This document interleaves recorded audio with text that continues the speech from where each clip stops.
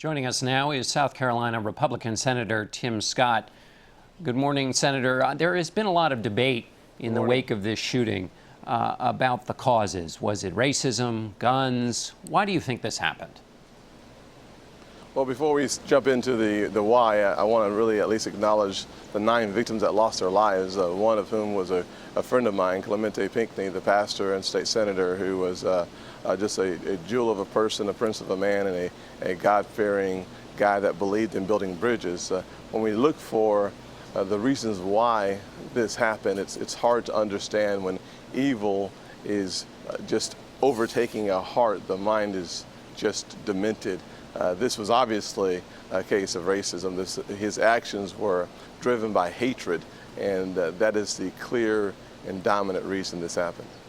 When you look at the shooter's manifesto, Senator, it is extraordinary. He says that there is not enough racism in the world, and that's what drove him to this action.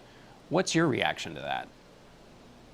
Well, there's no doubt that when your mind and your heart are consumed with hatred and with racist motivations, that he sought to create a race war, according to, I believe, his own words in this country. What he's done for South Carolina and what he's done for Charleston is he's brought our community together.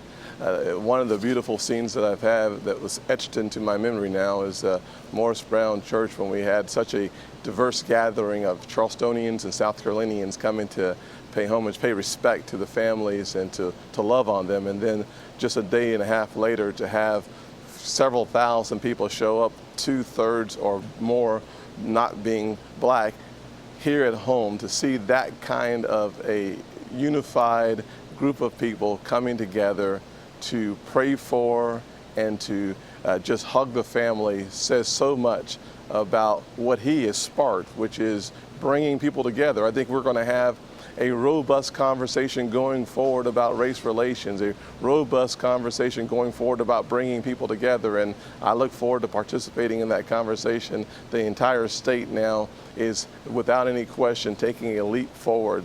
What the enemy meant for evil, I believe God will bring good out of it. As a part of that conversation, Senator, some people are talking about the Confederate flag. What does that flag symbolize to you? Well, there's no doubt that South Carolina has a rich and provocative history, and that flag is a part of the history, and for some, that flag represents that history, and for so many others, it represents a pain and an oppression. I am looking forward to our state leaders getting together and having a robust conversation after the funerals about what's the next step. If you look back in our history just 15 years ago, you saw the compromise that was reached by both sides that thought that that was a permanent compromise. And now we've heard indications that there will be an ongoing conversation, a real debate and discussion about next steps. So that will be coming soon, and after the funerals, we look forward to participating in it. Senator Mitt Romney has said the flag should be taken down. Russell Moore of the Southern Baptist Convention said this, and I'm quoting from him: "That sort of symbolism is out of step with the justice of Jesus Christ. The cross and the Confederate flag cannot coexist without one setting the other on fire."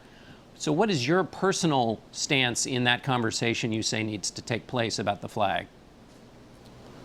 Certainly powerful words from some strong leaders from around the country and here at home, and I am going to make sure that I'm a part of that conversation. My voice will be clear, my position will be stated. I'm not going to make any breaking news here.